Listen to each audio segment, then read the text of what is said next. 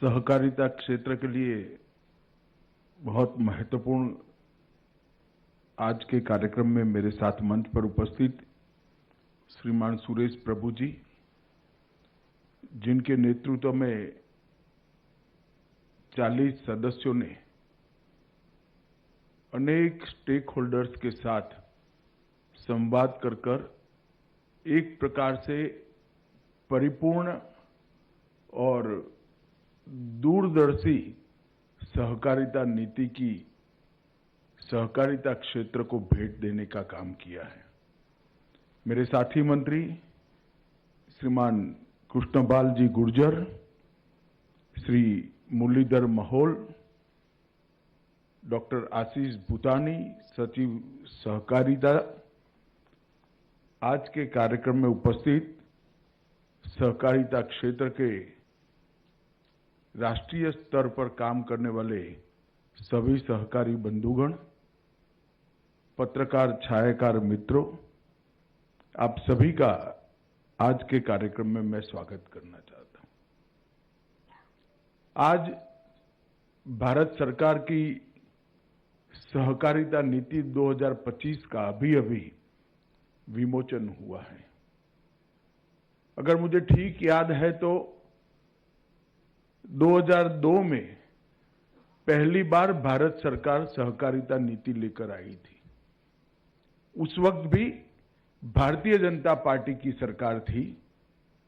श्री अटल जी उस सरकार के प्रधानमंत्री थे और आज 2025 में आजादी के बाद दूसरी सहकारिता नीति भारत सरकार लेकर आई है। वो भी भारतीय जनता पार्टी की सरकार है और श्री नरेंद्र मोदी उसके प्रधानमंत्री। इस बात को मैं इसलिए बताना चाहता हूं कि जो पार्टी का दृष्टिकोण, जो सरकार का दृष्टिकोण भारत को समझता है, भारत के विकास को समझता है और भारत के विकास के लिए जरूरी सभी चीजों को समझता है, वो ही सहकारिता क्षेत्र को महत्व दे सकता है। मित्रों, सुरेश प्रभु जी ने अभी कहा कि दुनिया के मॉडल फेल हो रहे हैं और नए मॉडल की जरूरत है। कोई नए मॉडल की जरूरत नहीं है। ये देश हजारों साल से एक मॉडल पर चल रहा है और इसका कोई लंबा चौड़ा आर्थिक विकास का और अर्थतंत्र के विकास का मॉडल का कोई बड़ा थ्योरी नहीं है। अगर मूल इकाई देश की और अर्थतंत्र की समृद्धि हो, रोजगारी युक्त हो और संतुष्ट हो, तो वो इकोनॉमिकल मॉडल कभी फेल नहीं हो सकता। देश के अर्थतंत्र की और देश की मूल इकाई व्यक्ति है। अभी जो पूरी दुनिया में असमंजस दिख रही है, इसका मूल कारण है कि जीडीपी और जीडीएसपी के आधार पर अर्थतंत्रों की नींव डाली गई। उसमें व्यक्ति, नागरिक, उसका रोजगार, उसकी संतुष्टि, उसका साथ में सुख, उसको साइड पर रखकर काम किया गया। भारतीय जनता पार्टी की नरेंद्र मोदी सरकार ने एक लक्ष्य रखा है कि 2027 में हम विश्व के तीसरे नंबर के अर्थतंत्र बनकर उभर आएंगे और मुझे विश्वास है हम चौथे नंबर पर पहुंच गए हैं, तीसरे नंबर पर जरूर पहुंच जाएंगे। परंतु इसके साथ साथ 130 करोड़, 140 करोड़ नागरिकों के सम विकास की भी जिम्मेदारी भारत की है। सबका सामूहिकता के साथ विकास हो, सबका सम विकास हो और सबके विकास के माध्यम से देश का विकास हो, ऐसा मॉडल बनाना ये भारतीय जनता पार्टी का मूल विचार है, भारत का मूल विचार है। और इसीलिए नरेंद्र मोदी जी ने आजादी के लगभग 75 साल के बाद सहकारिता मंत्रालय बनाया और सहकारिता मंत्रालय जब बना तब सहकारिता क्षेत्र एक प्रकार से जीर्ण शीर्ण अवस्था में दिख रहा था। हम आज पीछे मुड़कर देखते हैं कि 4 साल में क्या हुआ है, तो सबसे पहला 4 साल में बाकी बहुत सारी सिद्धियां हैं। सुरेश प्रभु जी और मेरे सामने जो बैठे हैं वो सभी लोग अनेक प्रकार की सिद्धियों का वर्णन भी कर सकते, बता भी सकते, मगर सबसे पहली सिद्धि है आज देश का एक छोटे से छोटे सहकारी इकाई का मेंबर गर्व के साथ, आत्मविश्वास के साथ खड़ा हो गया है। ये हमारी सबसे बड़ी सफलता है। ये 4 साल के अंदर सहकारिता क्षेत्र समानता के आधार पर, कोऑपरेटिव सेक्टर कॉरपोरेट की समानता के आधार पर हर पैमाने पर खड़ा है। और जब मैं कहता हूं कि समानता के आधार पर खड़ा है, तब प्रायोरिटी की दृष्टि से, टैक्सेशन की दृष्टि से और विकास के लिए उपलब्ध फंड की दृष्टि से, सभी दृष्टि से कोऑपरेटिव सेक्टर कॉरपोरेट के साथ समानता के आधार पर। और एक जमाने में कुछ साल पहले 2020 में ही अगर कोई देख लेता तो बहुत सारे अर्थतंत्र के जानकार लोगों ने इसको एक डाइंग सेक्टर डिक्लेयर कर दिया था। आज वही लोग मुझे मिलते हैं और मेरे अलावे जिन जिन को मिलते हैं वो कहते हैं इसका भी एक फ्यूचर है।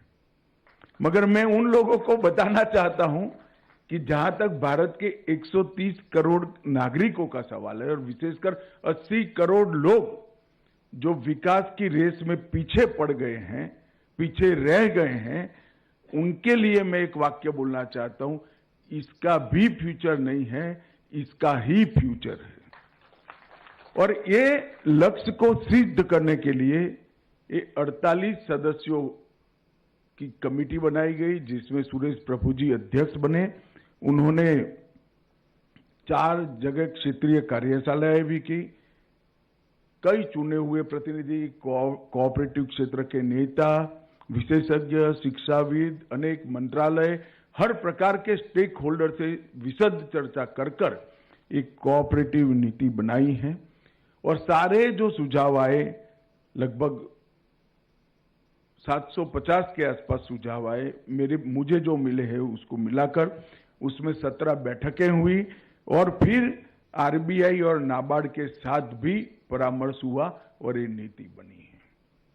आज मैं फिर से एक बार आपको कहना चाहता हूं, देश तीसरे नंबर का अर्थतंत्र बने बहुत महत्वपूर्ण है, बनना ही चाहिए, हम सबका लक्ष्य होना चाहिए। मगर इसके साथ साथ 130 करोड़ लोगों के विकास की चिंता भी होनी चाहिए।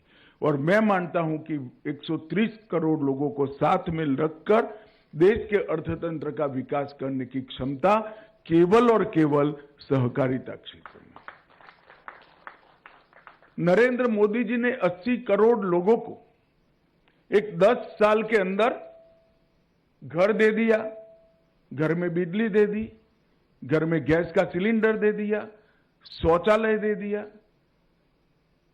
5 किलो अनाज प्रति व्यक्ति प्रति माह मुफ्त दे दिया, 5 लाख तक का इलाज का सारा खर्चा दे दिया। अब ये 80 करोड़ लोगों के लिए सबसे बड़ा प्रॉब्लम है कि अब हम करें क्या, क्योंकि 10 साल पहले पूरा जीवन जो मेहनत, पूरा दिन जो मेहनत करते थे, ये चीजों के लिए करते थे।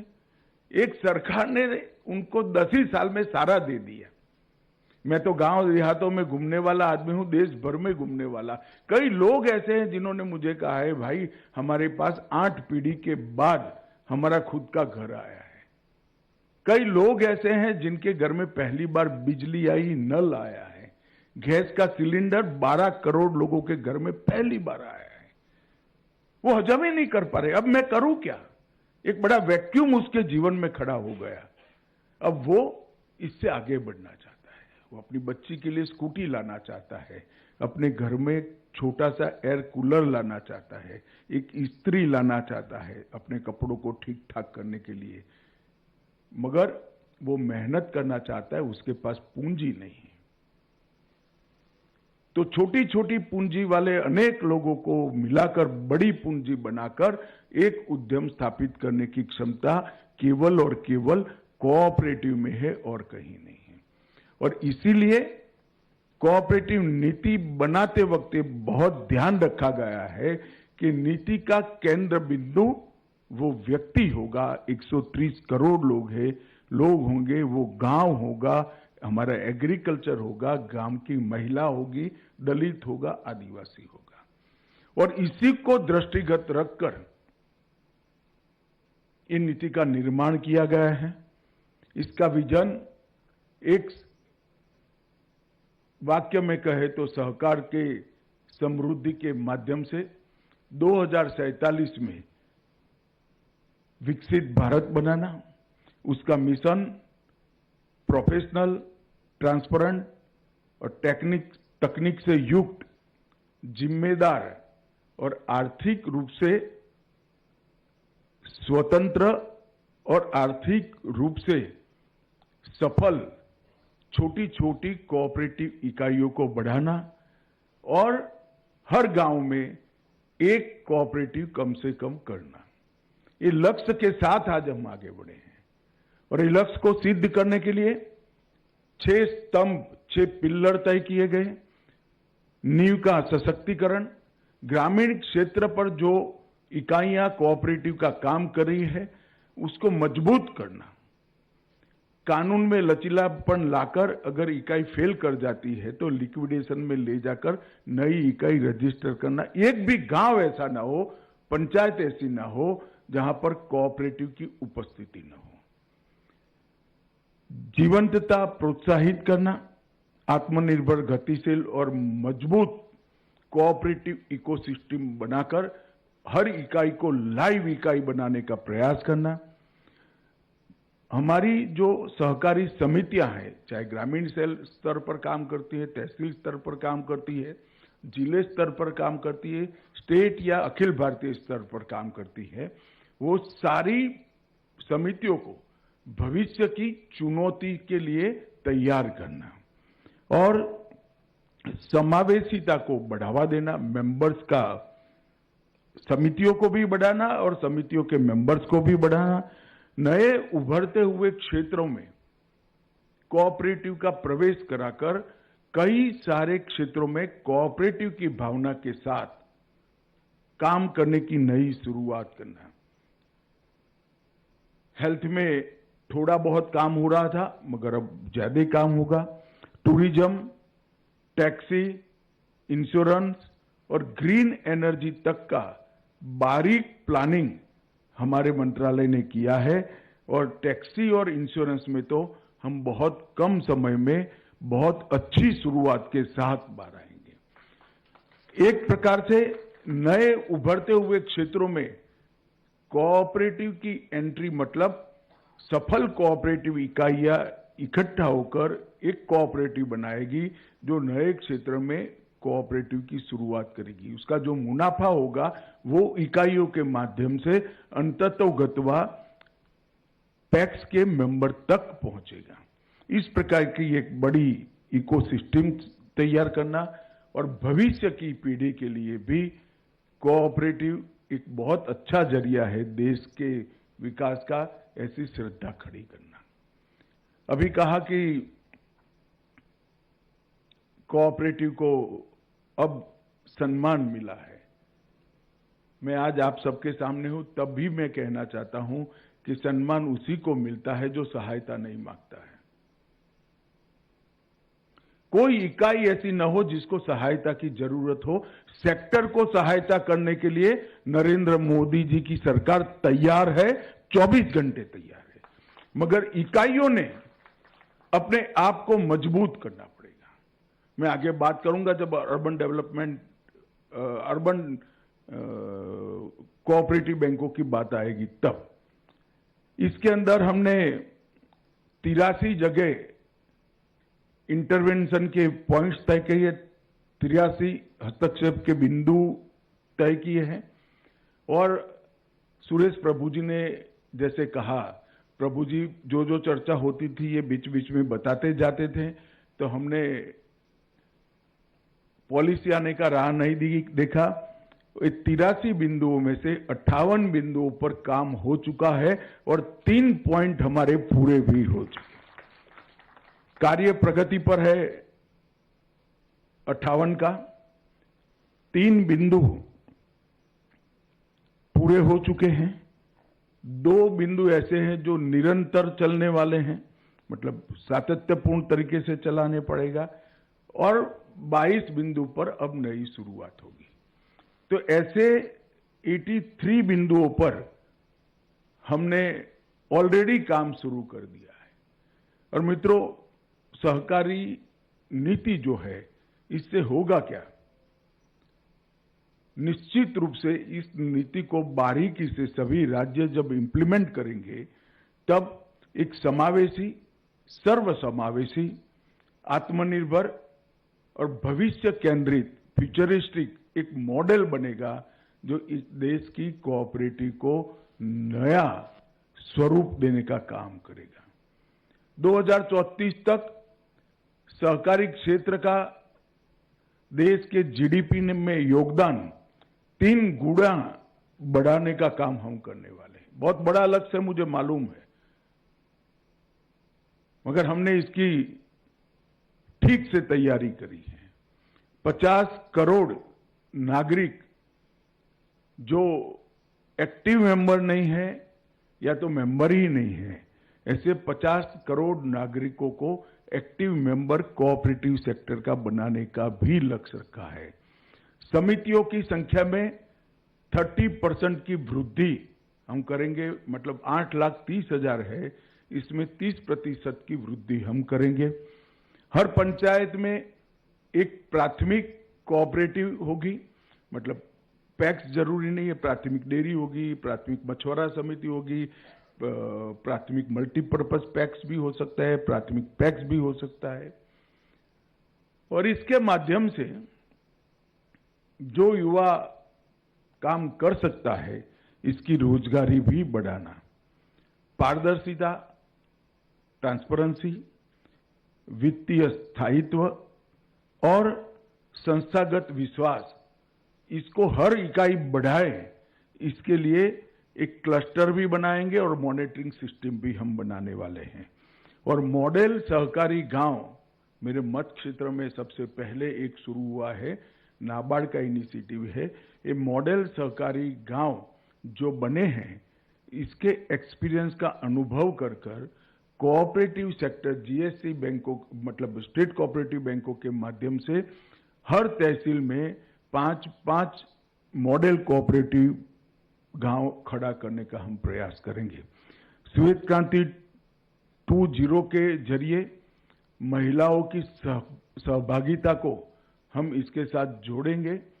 और मैं विश्वास से बता सकता हूं मित्रों कि सारी चीजों को हम 2 समितियों के माध्यम से जमीन पर उतारने का रोड मैप बनने के बाद ही मैं आज आपके सामने उपस्थित हूं। पर प्रभु साहब का स्वभाव अच्छा बोलने का है, मगर ऊपर अकेले में मुझे पूछा कि 8 माह से दे दिया है, क्यों घोषित नहीं हो रहा है? मगर इसके इम्प्लीमेंटेशन की तैयारी जब तक न हो, तब तक घोषित न करना ये सहकारिता मंत्रालय के लिए बहुत जरूरी था।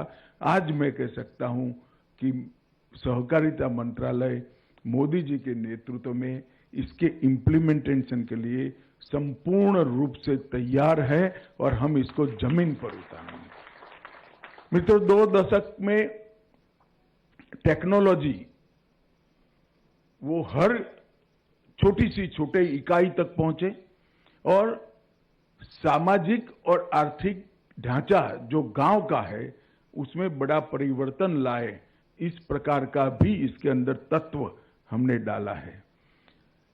कंप्यूटरीकरण के माध्यम से पूरी कामकाज का तरीका हम बदलेंगे, पारदर्शिता लाने में भी सहायता होगी और क्षमता वृद्धि भी होगी। सहकारी क्षेत्र में प्रतिस्पर्धा, वित्तीय स्थायित्व और पारदर्शिता और चुनौतियों का मुकाबला करने का लचीलापन, इस सभी को हम एक प्रकार के मॉनिटरिंग के माध्यम से नीचे तक पहुंचाएंगे और हर 10 साल में कानून में जरूरी बदलाव करने के लिए भी हम इसके अंदर व्यवस्था करने वाले हैं। क्योंकि कानून जब देश बदलता है तो हर सेक्टर को चलाने के लिए नियम भी बदलने पड़ते हैं और कानून भी बदलना पड़ता है।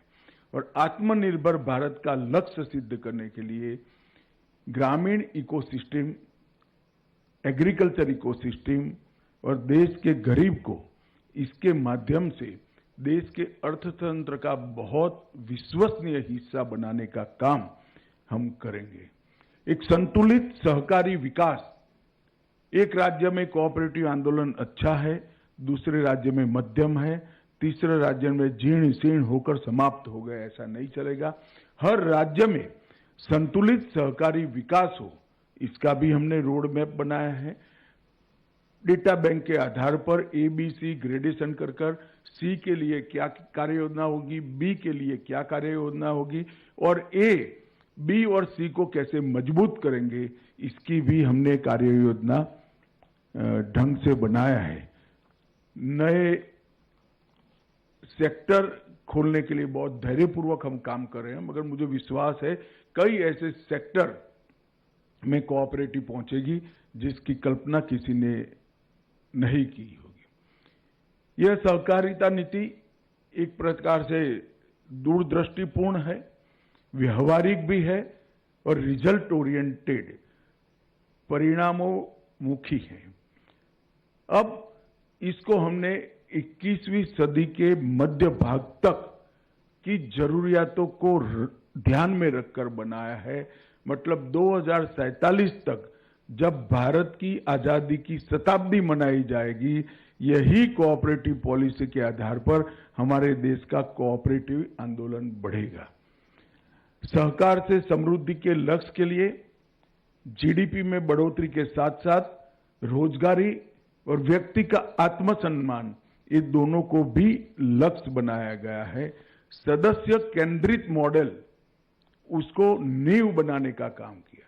कोऑपरेटिव का उद्देश्य क्या होना चाहिए? सदस्य का कल्याण, मेंबर का कल्याण, ये कोऑपरेटिव का उद्देश्य होना चाहिए। इसके आधार पर इसको नींव बनाकर एक सहकारिता नीति का निर्माण किया गया है। महिला, युवा, ट्राइबल और दलित, इसकी हिस्सेदारी देश के आर्थिक विकास में बढ़ाने के लिए बहुत मौके सृजित करने पर भी ध्यान दिया गया है। और सरकारी समिति को आने वाले दिनों में कुछ ग्रुप में डिजिटल प्लेटफॉर्म खड़ा कर हर एक प्रकार की सहकारी समिति का अपना डिजिटल प्लेटफॉर्म हो। इनकी दृश्यता, विजिबिलिटी और इनकी पहचान, उसको भी हम आगे बढ़ाएंगे। कोऑपरेटिव बैंकों के विकास के लिए भी ढेर सारा आयोजन सहकारिता मंत्रालय ने किया है। अर्बन कोऑपरेटिव बैंकों के लिए काफी कुछ हुआ है, मगर बाकी सारे क्षेत्रों में कम हुआ है। इसका मूल कारण था कि अर्बन कोऑपरेटिव बैंकों की एक प्रकार से टेक्नोलॉजी की दृष्टि से आर्थिक सक्षमता बढ़ाने के लिए, पारदर्शिता के लिए एक अम्ब्रेला ऑर्गेनाइजेशन की जरूरत थी। बहुत साल से सवाल चल रहा था। सहकारिता मंत्रालय बनने के पहले ही फेडरेशन ने इसके लिए, रिजर्व बैंक ने इसके लिए इनिशिएटिव लिए थे, मगर मुझे आनंद है आप लोगों को कहते हुए कि इसका काम लगभग समाप्त हो चुका है और अब वो अम्ब्रेला ऑर्गेनाइजेशन का उपयोग कर इसका विस्तार करने का भी हम काम करेंगे। और कॉमर्शियल बैंकों के समकक्ष अच्छी शेड्यूल्ड कोऑपरेटिव बैंक खड़ी हो, कहीं पर भी दोयम दर्जे का व्यवहार न हो, इसको हम सुनिश्चित करेंगे। क्योंकि हम इसको चलाने की, अच्छी तरीके से चलाने का एक तंत्र खड़ा कर चुके हैं। ग्लोबल विस्तार, वैश्विक विस्तार और अंतर्राष्ट्रीय बाजारों में पहुंच के लिए हमने एक एक्सपोर्ट की कोऑपरेटिव बनाई है।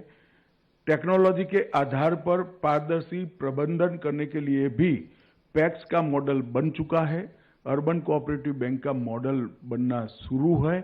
तो आने वाले दिनों में हर प्रकार की कोऑपरेटिव में टेक्नोलॉजी के आधार पर पारदर्शी प्रबंधन, इसके लिए भी हम चिंता करेंगे। पर्यावरण का स्थायित्व और चक्रीय अर्थव्यवस्था, कोऑपरेशन एमॉन्ग्स कोऑपरेटिव, इसको हम आगे बढ़ाएंगे। इसके बहुत 3 राज्यों में एक्सपेरिमेंट पहले 1 में चलता था, आज 3 में चलता है। बहुत अच्छे नतीजे मिले हैं और विश्वसनीयता बढ़ी है। अब काफी सारी सरकारी योजनाओं में हम कोऑपरेटिव को जब इंक्लूड करेंगे तो इसका क्यूमुलेटिव इफेक्ट से परिणाम मिलने की शुरुआत होगी। और एक ऐसा कोऑपरेटिव सेक्टर बनाना है जिसमें युवा अच्छे से अच्छा एजुकेशन लेकर कोऑपरेटिव को अपने कैरियर बनाए, ऐसा एक विश्वसनीय कोऑपरेटिव मॉडल इस देश में खड़ा करने का हमारा लक्ष्य है। मित्रों, मैं इतना कह सकता हूं कि ये नीति, सहकारिता नीति को जब कोई पढ़ेगा तो प्रथम दृष्टया इसको लगेगा इसमें नया क्या है। बहुत सरल भाषा में, सादी भाषा में बनाई गई है, मगर मेरा आपसे आग्रह है कि इसके मूल तत्व को पकड़िएगा। कोऑपरेटिव सेक्टर की सारी समस्याओं का समाधान, आने वाले 25 सालों तक कोऑपरेटिव सेक्टर का विकास और कोऑपरेटिव सेक्टर को अर्थतंत्र के विकास के लिए जुड़े हुए जितने भी सेक्टर है, सभी सेक्टरों के समकक्ष खड़ा करने की क्षमता, ये क्षमता की निर्मित ये कोऑपरेटिव पॉलिसी के अंदर है। ढेर सारा काम हमारा समाप्त हो चुका है। देश भर का राष्ट्रीय सहकारी डेटाबेस बन चुका है। अब ये डेटाबेस का अपडेट करने का काम भी 2-3 महीनों में जिला स्तर से, तालुका स्तर से शुरू हो जाएगा। इसका जियो मैपिंग भी शुरू हो चुका है। पैक्स को लिए कॉमन बायलॉज बनाना था, बनाना बहुत सरल था, मगर देश भर के पैक्स इसको एडॉप्ट करे, सभी राज्य इसको अडेप्ट करे, बहुत कठिन था। मगर आज मैं बड़े हर्ष के साथ आपको बताता हूं, सभी राज्यों ने मॉडल बायलॉज को एडॉप्ट कर लिया है without any political difference of opinion. और अब तक लगभग 45,000 नई प्राइमरी सोसाइटीज जो 2 लाख बनाने से है, इसमें बनाने का काम लगभग समाप्त हो चुका है। पैक्स का कॉम्पिटिकरण का काम भी समाप्त हो चुका है और 25 नए काम जो पैक्स के साथ जोड़े थे, 2 छोड़कर सब में कुछ न कुछ प्रगति होकर एक सफल मॉडल बनाने का हम काम कर रहे हैं। जैसे प्रधानमंत्री जन औषधि केंद्र, अब तक 4,108 पैक्स को स्वीकृति मिल चुकी है। पेट्रोल डीजल के रिटेल आवेदन 393 पैक्स ये काम कर चुके हैं। एलपीजी की डिस्ट्रीब्यूटरशिप के लिए भी 100 से ज्यादा पैक्स कर चुके हैं। हर घर नल से जल का प्रबंधन भी मिला है। पीएम सूर्यघर योजना का काम भी पैक्स कर रहे हैं। कई सारी चीजें हमने समाप्त कर दी।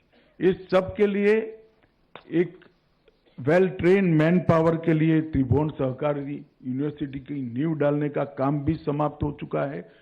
कुछ ही दिनों में अस्थायी परिसर के अंदर हम इसका कामकाज शुरू करेंगे। सहकार टैक्सी इस साल बदलने से पहले शायद हम लेकर आ जाएंगे, इसका मुझे विश्वास है। और जिसमें सीधा मुनाफा उसका ड्राइवर के पास जाएगा। अंतर्राष्ट्रीय सहकारिता वर्ष के लिए भी हमने भारत के लक्ष्य तय कर उसको नीचे तक पहुंचाने का काम किया है। आयकर के, इनकम टैक्स से हमारे कई सारे मुद्दे हमने रिजॉल्व कर दिए हैं।